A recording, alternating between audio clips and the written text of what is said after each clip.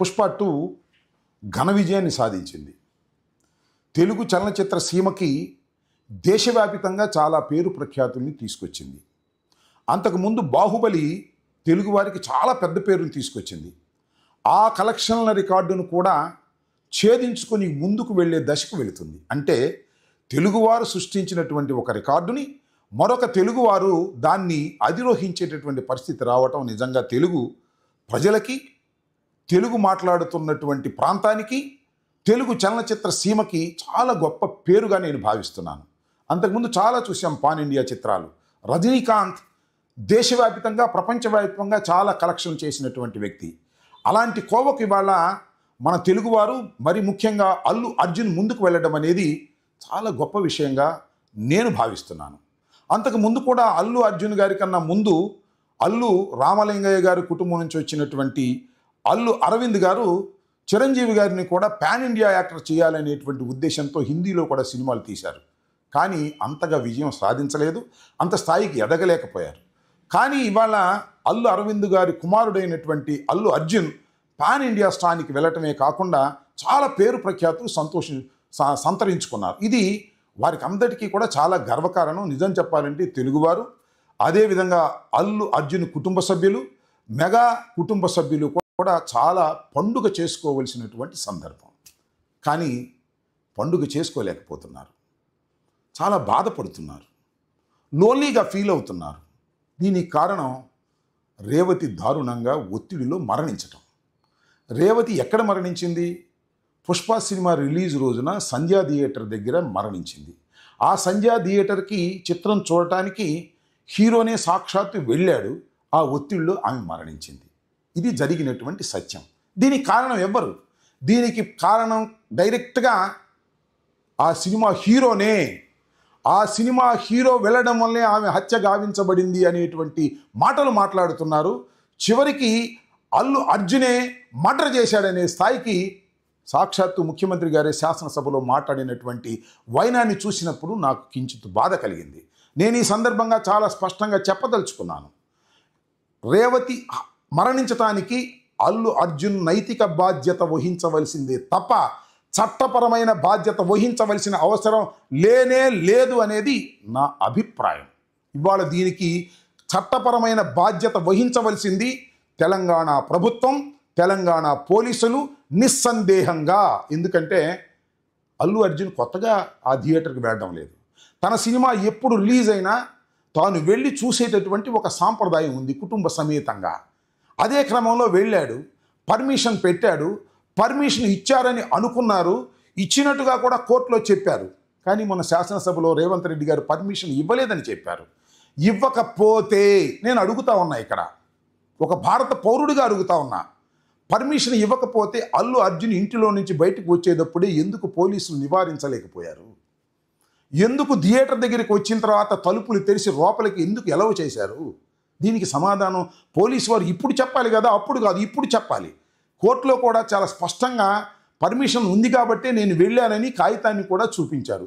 Permission ఇవ్వకపోతే నోటీసుని మీరు ఇవ్వాలి కదా, మేము పర్మిషన్ ఇవ్వలేదు, మీరు ఆ థియేటర్కి వెళ్ళడానికి వీల్లేదు అని పోలీసు వారు ఆ థియేటర్ యజమానులకు కానీ హీరోకి కానీ ఇవ్వాలి. హీరోని వెళ్ళకోకుండా నియంత్రించాలి. నియంత్రించడంలో విఫలమైనటువంటి పోలీసు వారు ఇవాళ చాలా మాటలు చెప్తున్నారు.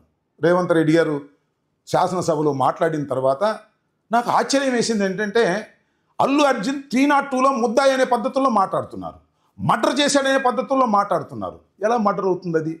There is no negligence in the part of hero, there is no intention in the part of hero. అలాంటి ఇంటెన్షన్ లేని, అదేవిధంగా నెగ్లిజెన్స్ లేనటువంటి అల్లు అర్జున్ని ఒంటరి వాడిని చేసి వేధించాలనేటువంటి ప్రయత్నం ఇవాళ తెలంగాణ ప్రభుత్వం, రేవంత్ రెడ్డి గారు, కాంగ్రెస్ పార్టీ, ఒక సెక్షన్ ఆఫ్ మీడియా, విశ్లేషకులు అని చెప్పబడుతున్న కొందరు ఒక్కసారిగా మీదపడి మనశ్శాంతి లేకోకుండా అల్లు అర్జున్ని చేయటం నాకు చాలా బాధ కలిగిందని మనవి చేస్తున్నాను. అల్లు అర్జున్ నాకేమీ మా పార్టీ వాడు కాదు, నాకేమీ సంబంధం లేదు. అయినా కూడా ఒక అన్యాయంగా, అక్రమంగా ఒక హీరోని, తెలుగు హీరోని, పేరు ప్రఖ్యాతులు తీసుకొచ్చిన హీరోని ఇబ్బంది పెడుతున్నప్పుడు మాట్లాడటం ఒక భారత పౌరుడిగా నా ధర్మంగా నేను భావిస్తున్నాను. దీన్ని తీవ్రంగా నేను ఖండిస్తున్నానని కూడా ఈ సందర్భంగా చెప్పదలుచుకున్నాను. అవునండి, తప్పే ఉంది. ఆయన జైలుకి వెళ్ళాడు, తీసుకువెళ్ళారు, ఒక రాత్రి జైల్లో నిర్బంధించారు. చట్ట ప్రకారంగా బెయిల్ తీసుకుని బయటకు వచ్చాడు. వస్తే అందరూ తోటి హీరోలు వెళ్ళి పలకరించారు. పలకరిస్తే తప్ప? పలకరిస్తే అది ఘోరమా? పలకరించడం ఏమైనా నేరమా? పరామర్శించడం ఏమన్నా తప్ప? అదేమంటే ఆయన కాలు ఇరిగిందా, చెయ్యి ఇరిగిందా, కిడ్నీ పోయిందా అంటే కాలు, చెయ్యి, కిడ్నీ పోతేనే వెళ్ళి పలకరిస్తారా? ఒక హీరో చెయ్యని నేరానికి జైలుకి వెళ్ళి వస్తే పలకరించడం వారి ధర్మమని భావించారు, వెళ్ళారు. ఈ పలకరించిన వాళ్ళంతా రేవతి కుటుంబాన్ని పలకరించడానికి వెళ్ళలేదంటే వాళ్ళకి ఆ బాధ్యతగా వాళ్ళు ఫీల్ కాలేదు. That is their prerogative. మీరెవరు మాట్లాడటానికి అంటున్నా? ప్రభుత్వం వారికి చేయవలసిన సహాయం చేయాలి. ఇవాళ అల్లు అరవింద్ గారు కానీ, అల్లు అర్జున్ గారు కానీ ఆ కుటుంబానికి కావాల్సినటువంటి కార్యక్రమాలు మేము చేస్తామని ప్రామిస్ చేశారు. అయితే మీరు ఎందుకు మాట్లాడలేదు, మీరు ఎందుకు వెళ్ళలేదు అంటే ఎట్లా మాట్లాడతారు, ఎట్లా వెళ్తారు? చట్ట ప్రకారం కోర్టులో కేసు ఉన్నప్పుడు వారి లీగల్ టీం ఏ విధంగా చెబుతుందో ఆ విధంగా ముందుకు వెళ్తారు. 25 లక్షలు ఇవ్వడానికి ఏమన్నా వెనుకాడతారా, లేకపోతే ₹1 ఇవ్వడానికి ఏమన్నా వెనుకాడతారా? ఇది ఆలోచించుకోవాలని కూడా మనవి చేస్తున్నా. ప్రధానమైనటువంటి కారణం ఏమిటి ఇవాళ అల్లు అర్జున్ మీద ఇంత పెద్ద ఎత్తున ప్రభుత్వం కానీ, పోలీస్ యంత్రాంగం కానీ, విశ్లేషకులు కానీ, మీడియా కానీ దాడి చేయడానికి ప్రధానమైన కారణం ఏంటి? ఒకటే చెప్పండి నాకు. ప్రధానమైన కారణం ఒక్కటే, కడుపు మంట, ఈగోయిజం, నా పేరు చెప్పలేదనేటువంటి ఒక తాపత్రయం. దాన్ని ఈగోగా ఫీల్ అయిపోయి నా పేరు చెప్పలేదు కాబట్టి ముఖ్యమంత్రిని అగౌరవపరిచారనేటువంటి ఉద్దేశంతో ఇంత కక్ష సాధింపు చర్యలకు పాల్పడటం ప్రజాస్వామ్య చరిత్రలో ఇది తొలిసారి అని కూడా ఈ సందర్భంగా నేను మనవి చేస్తున్నా. చాలా విషయాలు చూసాం మనం. పాపం అల్లు అరవింద్ గారిని చూసినప్పుడు నాకు బాధేస్తుంది. ఎందుకంటే అరవింద్ గారు చిరంజీవి గారిని కూడా పాన్ ఇండియా యాక్టర్ చేయాలని తాపత్రయపడ్డారు. హిందీలో కూడా 1-2 సినిమాలు తీశారు, కానీ సక్సెస్ కాలేకపోయారు, ఆ స్థాయికి వెళ్ళలేకపోయారు. కానీ తన కుమారుడు ఆ స్థాయికి వెళ్ళినప్పుడు ఆ కుటుంబం ఎంత ఆనందపడుతుంది. కానీ ఆనందపడటానికి వీల్లేదు. ఇవాళ వాళ్ళని హెరాస్ చేయాలి, వాళ్ళని ఇబ్బంది పెట్టాలి. ఎందుకంటే మమ్మల్ని లెక్క చేయట్లేదు, మా ప్రభుత్వాన్ని లెక్క చేయట్లేదు.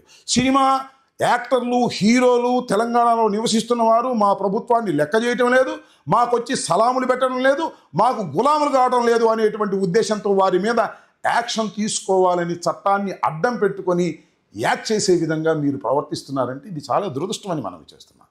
ఇవాళ అల్లు అర్జున్ గారి ప్రెస్ మీట్ చూశాను, అల్లు అరవింద్ గారి ప్రెస్ మీట్ చూశాను. వాళ్ళు కొన్ని పరిధులు దాటి మాట్లాడలేరు, మాట్లాడకూడదు కూడా. చాలా తెలివిగా మాట్లాడుతున్నారు, చాలా ధర్మంగా మాట్లాడుతున్నారు. ఎందుకంటే కోర్టులో పెండింగ్లో ఉంది కేసు, తాత్కాలికమైన బెయిల్ మీదే ఉన్నారు. కాబట్టి వారు మాట్లాడటం ఎంతవరకు మాట్లాడాలో అంతవరకే వారు మాట్లాడుతున్నారు.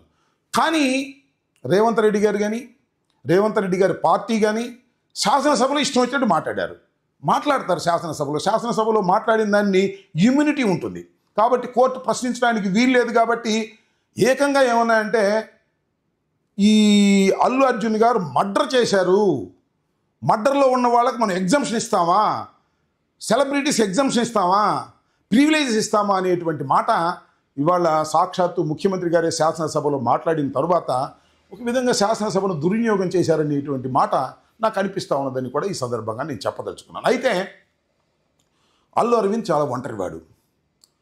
అందువల్ల అల్లు అర్జున్ని,